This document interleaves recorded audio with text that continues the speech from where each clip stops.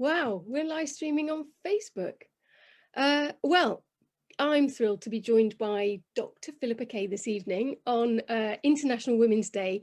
What a brilliant way to celebrate. And we're going to be talking about this book, Doctors Get Cancer Too, which Philippa has just published. Now, you'll perhaps know her as a regular on This Morning. Philippa was diagnosed with bowel cancer at the age of just 39. So tonight we're going to be talking about what it's like being a doctor and then a patient, all things bowel cancer. And if you would like to ask any questions, please do put them in the chat and we will do our best to get through as many as we can. Little health warning in that Philippa obviously can't answer your personal medical questions. You'll need to talk to your GP for that, but a lovely chat about all things to do with bowel cancer and being a woman and being a GP and all of those things. And frankly, how have you managed with homeschool during COVID, Philippa? Hate homeschool. I think like lots of people today has brought mixed emotions, in that there's a huge sort of sense of relief, but I think for lots of us and for lots of our kids there's been some anxiety about going back to school. But it's International Women's Day, and I was thinking earlier that it was less than 100 years ago that we got the same rights as men to vote. And whilst we think about that in terms of sort of like the history books, that's not so long ago. And we think that we've come so far, but actually lockdown and homeschool really showed us that we haven't come quite as far as we think we have, because the burden fell mostly, and I'm generalizing of course, onto women. And so I think for lots of women, they've sort of crawled to the finish line today and are actually feeling rather tired as much as they are relieved.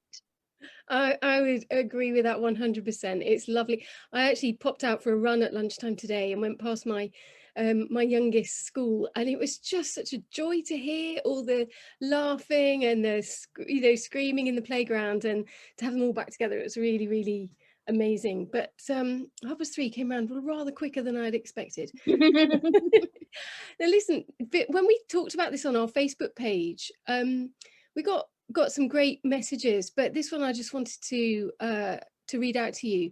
And it says this: completely by chance, I called Dr. Philippa on This Morning back in September last year. As a result, I went to the GP and I'm now thankfully being treated for bowel cancer just in time. Had I not seen her explaining her symptoms, I would never have made the call to go to the GP and probably died within months. She truly saved my life. What an amazing message. And it just shows the importance of getting that awareness out about the symptoms, isn't it?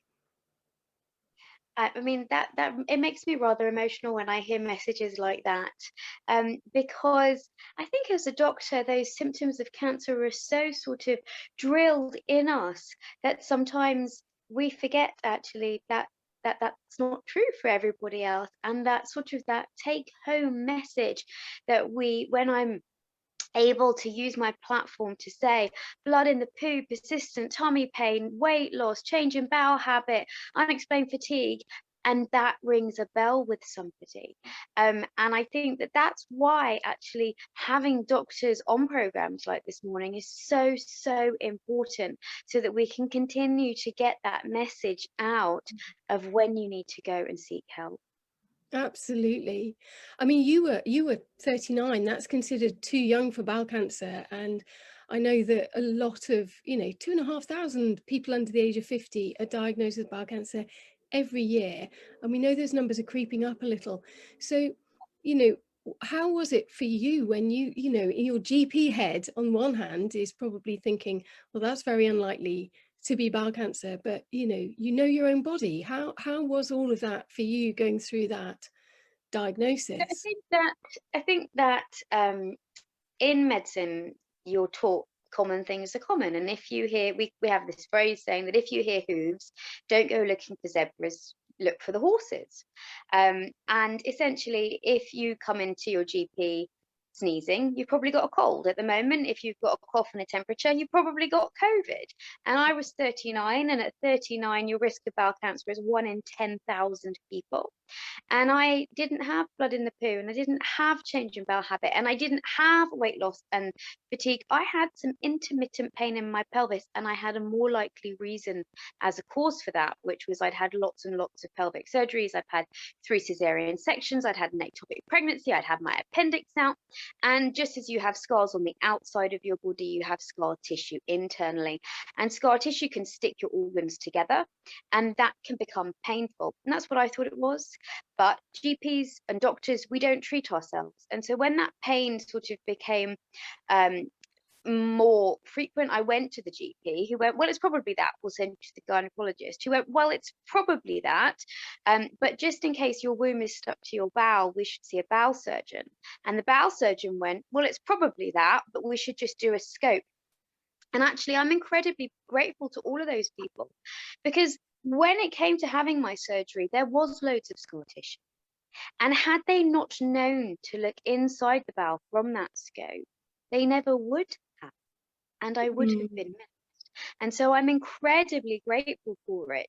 But I think that having the knowledge didn't necessarily help me before my diagnosis, and at that point of diagnosis, it meant that I saw the cancer myself on the screen, and I knew what it was that I was looking at. Yeah, I mean, that bit in your book was incredibly powerful. It sort of brought me up short, actually, because for most people going through diagnosis and treatment as lay people, just ordinary members of the public, you don't have that insider knowledge, as you say.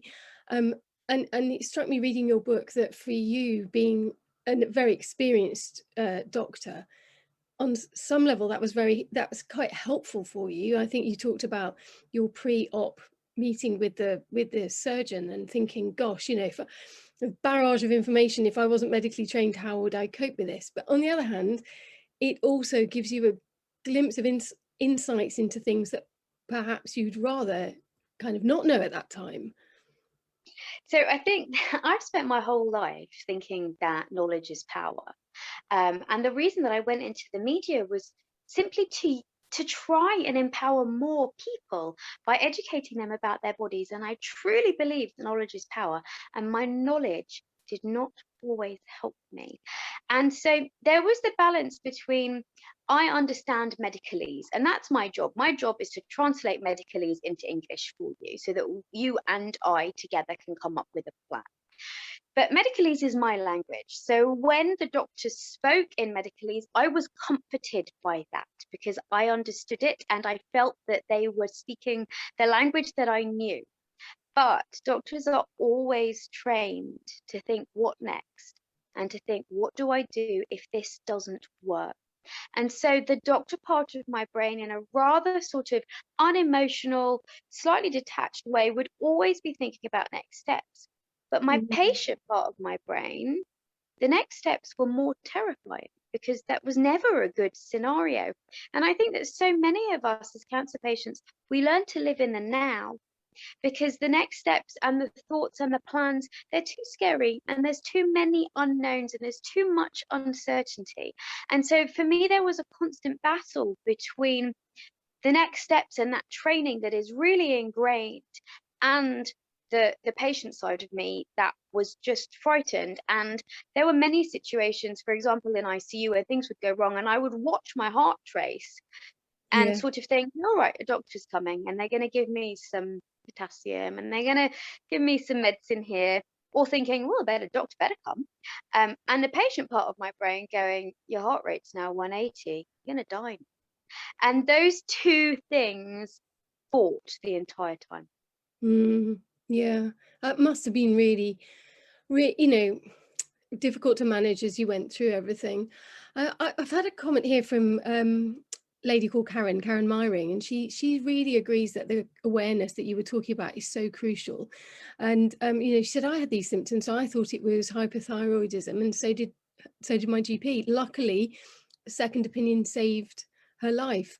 And again, you know, not having anything but tiredness. So it's kind of about empowering people to keep persisting because you Yeah. know your body. And um, And one that's of the- so important, knowing what your normal is.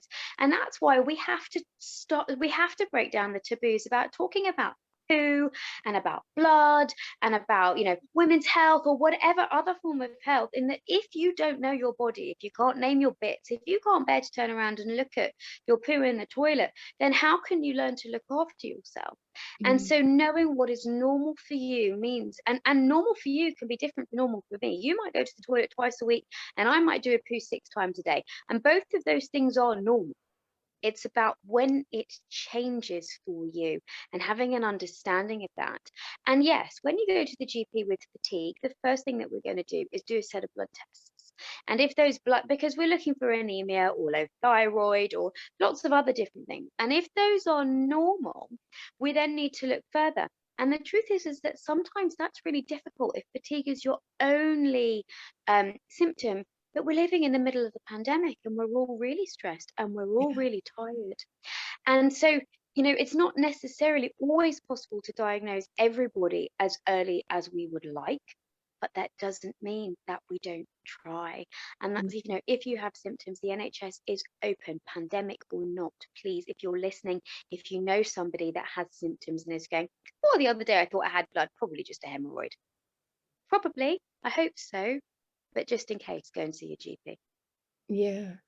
And that message about the NHS being open is really crucial, isn't it? Because we saw at the start of the pandemic, the numbers of people being referred by their GPs absolutely fell through the floor because people weren't coming forward. And I think understandably, there's a little bit of worry about catching COVID if you have to go near a hospital, and probably more likely worrying about overburdening the NHS. But I know doctors and the NHS England and the NHS in all four nations have been really keen to make sure that people know, please come, we do want to see you. I have the only job in the world where people knock on my door, open it, and say, Doc, I'm so sorry for disturbing you. I know you're terribly busy. And I always reply with, but that's my job. My job is for you to disturb me. That's the whole point why I'm here. Now, I understand that there was a very strong message about staying at home, but everything has to be a balance of risk versus benefit. And the benefit of having a cancer diagnosed earlier is huge because Yeah. time matters, as you well know. And the earlier that you are picked up, the better your outcome is likely to be. And so your GP may look slightly different. It might be down the telephone first. It might be a video consultation first. And when you come and see us or in the hospital, we're going to be masked and gowned and visored and gloved, and you're going to be masked, and that's okay. That's to keep you as safe as possible. But unfortunately, cancer and heart disease and strokes and sepsis, they don't care that there's COVID out there, and they don't know that there is COVID out there, and they don't stop. And so if you have symptoms, please go. Yeah. Another lovely note from Karen saying, thank you so much. It's so important to know what your normal is. And it's really great to see, a GP saying this, we really want to know. I've had another question in from Simon, actually, Simon Bates, who's asked how you can combat scar tissue. You talked about that quite a bit already. He's beat bowel cancer, or beat cancer, but has scar tissue in the bowel and can't quite seem to beat those blockages. So his question is, his diet is very bland, but it's still to no avail. What can he do? What are some of the So things he can actually, do around that? there is stuff that you can do for scar tissue, and so on the external side of things, so on the outside, using silicone gels and silicone grade medical tapes that you can buy from Amazon, from a pharmacy, can help flatten and reduce the appearance of external scars. There's a particular kind of physiotherapy called myofascial release, which breaks down scar tissue internally. And having had lots of it's quite uncomfortable, which is a doctor euphemism for sometimes it blooming hurts. But what they're doing essentially is that they are breaking down that scar tissue physically by massage, and that can really help. There is a risk after you've had major bowel surgery of obstruction from the scar tissue within the large intestine or the small intestine. And if you've had a laparotomy, which is my second operation, which is essentially a cut from just underneath your breastbone all the way down to your pubis, there's about a 12.5% chance of having obstruction. And the symptoms of obstruction are pain, intractable vomiting, so lots and lots of vomiting, and absolute constipation. And by that, I mean you can't even fart. And if you Right. have those three symptoms, that's a medical emergency and you need to go to hospital. But in order to prevent that, essentially the best thing that you can do is move, because the more that you move, the more supple the scar tissue becomes. Keep going. And yeah, this particular kind of physiotherapy called myofascial release can really help ease scar tissue internally, and it can help years after your diagnosis and your treatment. That is really fascinating. I didn't realize that actual movement can help to do that as well. And physiotherapy, that is really fascinating. I've got some. Unfortunately, a myofascial release isn't always available on the NHS, but it is available privately. And in other countries, it's part of standard treatment actually after a major surgery. So if you were in France, for example, and you have a cesarean section, you would have courses of myofascial release physio. But it is something that is available, up to you. But externally, you can buy the tapes, and actually they do work. There is evidence that they work for the appearance of external scars. That is fascinating.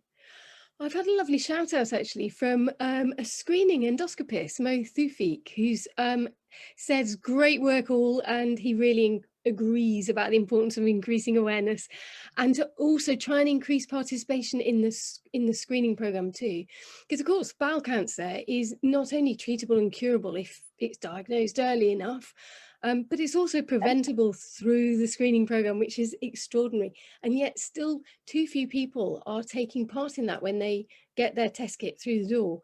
No, So I think that's amazing. And the last time that I was talking about bowel cancer on This Morning, Eamon said to me, "Well, what would you say to me? I just don't like it and I don't want to do it." And I basically told him off on air. yeah. And then Ruth told him off on air. I think that some of it is a little bit of squeamishness about having to give a little smear of poo.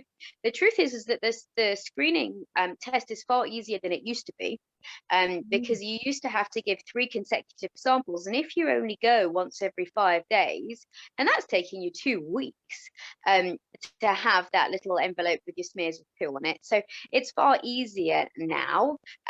And prevention, for doctors, prevention is always better than cure. And we are a world waiting for vaccines, aren't we? And vaccines are all about prevention. And the advantage of bowel cancer is that it goes polyp, benign polyp to nasty. And so if you were to catch it as a benign polyp, you can prevent a cancer even occurring. Yeah, it's remarkable, isn't it, to have that?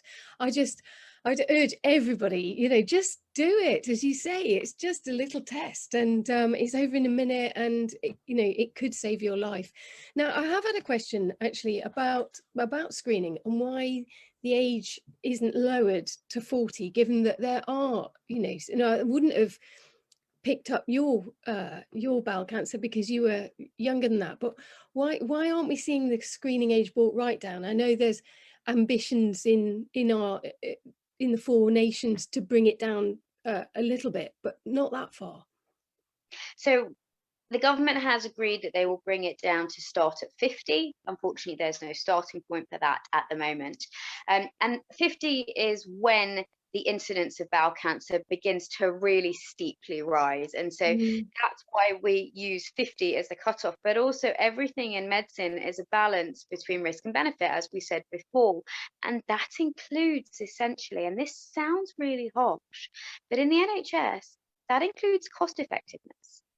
And so if you are to do a bowel screening program, and there are other causes why you would get a positive test, and that you would then have to have a colonoscopy, and colonoscopy is not without risk. It is a medical procedure still. And you have to balance out the number of cancers that you're going to pick up with that and the cost effectiveness of that versus not doing it and waiting for people to have symptoms, and the age at which that point occurs. And that's different for different screening programs. And cervical cancer screening starts at 25 and breast cancer screening starts at 50.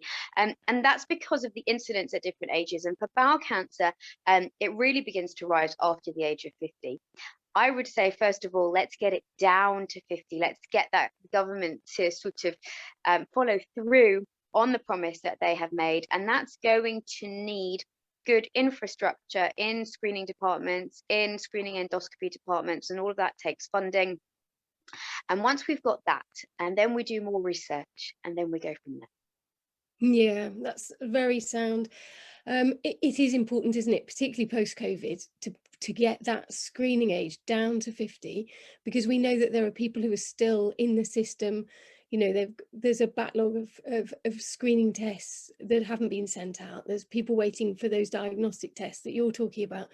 And we've said all the way through, you know, it may take a little longer than usual, but you need to get in the queue, because, Yeah, you know, the minute you're in it, you know, you will be seen. It just might take a little longer. That's why it's you have important. to be in the queue to be in the queue. And so Exactly. people are saying, well, you know, there's a backlog. That's not going to necessarily go away if you wait. So be in the queue. Yeah. And in the meantime, you know, organisations like Bowel Cancer UK will continue to press for the NHS to get the funding it needs to get them to be able to employ the endoscopists and everybody who's needed to make sure that we can see everybody in a timely fashion. That Um, also doesn't negate, remember, we have to remember that screening is aiming to pick up people that don't have symptoms yet. We are looking for hidden blood in the poo on that test. So you won't have seen it yet. So don't wait for a screening test if you're 50 or 60 or 80 if you've got symptoms. If you've got symptoms, go to your GP. Yeah, and on that, I mean, there's a really interesting comment coming from Emily Flint talking about the need for early diagnosis and really understanding those symptoms. And Emily was 39, diagnosed in 2019, stage 4, had gone to her doctor a number of times, and didn't have, you know, didn't have that blood test. And so, you know, her point is more needs to be done for early diagnosis. And one of the things that we did actually as a charity was to work with a younger bowel cancer patient on a symptoms diary that you can just download from our website and print off and fill in for, you know, a week or 2 weeks. And it helps be really specific about those symptoms when you're having that chat with your GP. And a lot of people have said that's been really helpful, because it helps to make it to be very specific. It's not just a tummy ache, it's a specific pain. It's different, you know. And um it's amazing actually how your body will give the answers. So I was really clear about the pain that I had. I would say 2 hours before I needed the toilet, I had terrible pain, really deep in my pelvis, sort of high up my bottom almost. Um, and that was because I was partially obstructed. And that was the pain of my stool trying to go past my cancer, and my stool, my bowel having to really squeeze to get it past, because my cancer was about 12 centimeters up from the anus, so it was quite low down. And looking back, that's actually quite clear. That's why I had the pain that I had, in exactly, you know, where it was. And so my history told us the answer if we listen. But it is very difficult when you are young. And I think that there are additional difficulties when you are young during treatment and afterwards. For example, having young children. For example, managing work and treatment. Um, and that lots of the focus is about things that are relevant, but maybe you have another focus. Maybe your concern is about the impact on sex and relationships. Maybe your yeah. concern is about the impact on your kids. Maybe your concern is about your skin. And potentially some of the focus that you have when you're younger is different. And I think that we need to also spend time looking after the needs of younger people, because they may not be quite the same. Yes. and you're being diagnosed and treated by services that are much more used to seeing older people with you know, obviously very, you know, as you say, a different set of needs and priorities. I um often felt that I was the youngest person in the room, um, because I mm, was the youngest person in the room. yeah, Um, and sometimes I sort of felt not embarrassed, but I often felt, are they looking at me like what's she doing here? And that's probably all in my own head, but it was definitely something that occurred to me. yeah, yeah. I think that's one of the things that we wanted to highlight through the Never Too Young campaign at Bowel Cancer UK, is that thinking about people as people, you know, and what else is important in their life. And it will be different, as you say, depending on when people are diagnosed. I'm having quite a few questions coming in about uh, obviously the need for awareness, and we've got Bowel Cancer Awareness Month coming up in April. It's a really big focus. And this time last year, I remember I'd not long started as Chief Executive of Bowel Cancer UK, 6 weeks before lockdown, actually. We had huge plans, and of course that all got blown out of the water by the pandemic for very understandable reasons. But it was heartbreaking to see that opportunity, that little window to raise awareness, disappear for a year. And you know, it's one of the kind of the impacts of the pandemic that, you know, that none of us could have foreseen at the time, but we're so keen to make sure that we get those messages out loud and clear for Bowel Cancer Awareness Month this year. And that's why starting to think about it and having this chat tonight is hugely helpful. And um I find it fascinating how, and I wrote about this in the book. I got really cross come October every year, um, and not because I begrudge breast cancer anything.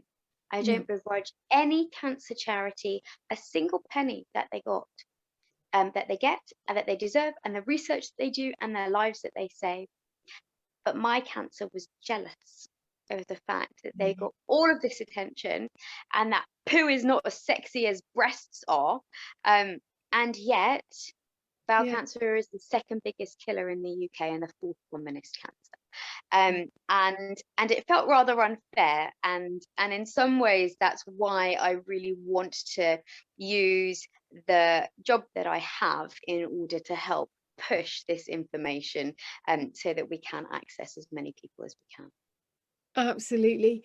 Well, look, we've just got a few minutes left, and I've got quite a few more questions to get through, so we won't get through them all. But there's a quick one here from Melanie, who wants to know if there's a connection between ulcerative colitis and bowel cancer, and are you more likely to get it? You know, what are the risk factors actually with bowel cancer? Some we can do things about, some we can't.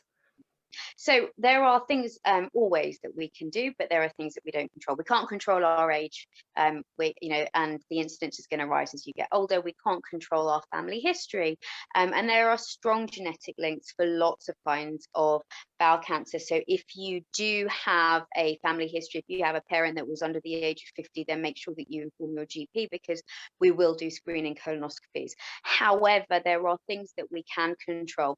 We know that it's linked to a sedentary lifestyle, and that being active can decrease your risk of colon cancer. We know that diet, and a healthy diet, and avoiding lots of processed foods, can improve your risk of bowel cancer. So there are definitely things that you can do and that you can't do.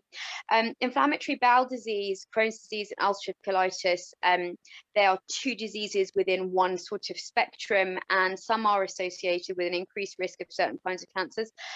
But you will be having regular treatment, and often regular scopes and scans. And it would really depend on sort of exactly what you've got and what treatment you're having and everything else. So I would speak to your team, but I do hope that you're being looked after properly. But the idea, though, that, so for example, my children, I carry a gene, it's a rare kind of gene, that increases my risk of having bowel cancer. That's what has been discovered. And when my children are older, they will have the choice, as to whether or not they test, for the gene. If they test positive, then they will be offered screening colonoscopies frequently from about 25 to be able to pick something up. And so, whether or not you know you've got a gene, if you've got a family history, it's not just, oh, well, that's something I can't control. Yes, you can't control what your parents or your grandparents or whoever else had, but that doesn't mean that that knowledge isn't powerful, because that knowledge empowers you to go to your doctor, which means that we can do something about it. So even the things that are slightly outside of our control, we still can use. That is absolutely it, isn't it? That knowledge is power. You know, find out what the risks are, work out what you can do yourself. And if you are at all worried, go and talk to your GP, particularly now. They will want to see you. Uh, Absolutely. Thank you so much. A massive thank you, Philippa, for giving up your Monday evening on International Women's Day, and to everybody else who's joined us and sent those questions in. I'm so sorry that we didn't get through them all, but I hope we've got, you know, picked out a good flavour of them. I would say this is a cracking read for anybody, and I loved what you said in the foreword here, that if it just helps one other patient to feel as if they are not alone going through this. You're surrounded by people, but I was struck by, you said it was you that had to do it. And so if that helps people feel as if they're not alone, I think it's a great book, really insightful. And Thank yeah, you. I hope to do this again soon. Maybe we could do part 2 in Bowel Cancer Awareness Month. I would love that. And for anybody that does get the book or recommend it to a friend, essentially the reason I didn't mean to publish this book. I didn't write the book to publish the book. I wrote the book for me. But what I write in that forward is true, is that cancer is really lonely. And there is such value in communities like this and in charities like Bowel Cancer UK, and the support that they give. And part of that is feeling that somebody has walked your path before. And Yeah. I always say we can do hard things. It is just easier when we feel that someone else is holding our hand. And I know that that's what Bowel Cancer UK does. And I really hope that the book can do that in just a tiny way too. Oh, well, that's wonderful. And I really look forward to seeing you again, Philippa. Thank you to everybody for tuning into this. I do hope you found it useful and interesting. And goodbye. Enjoy the rest of your evening, and we'll see you again soon.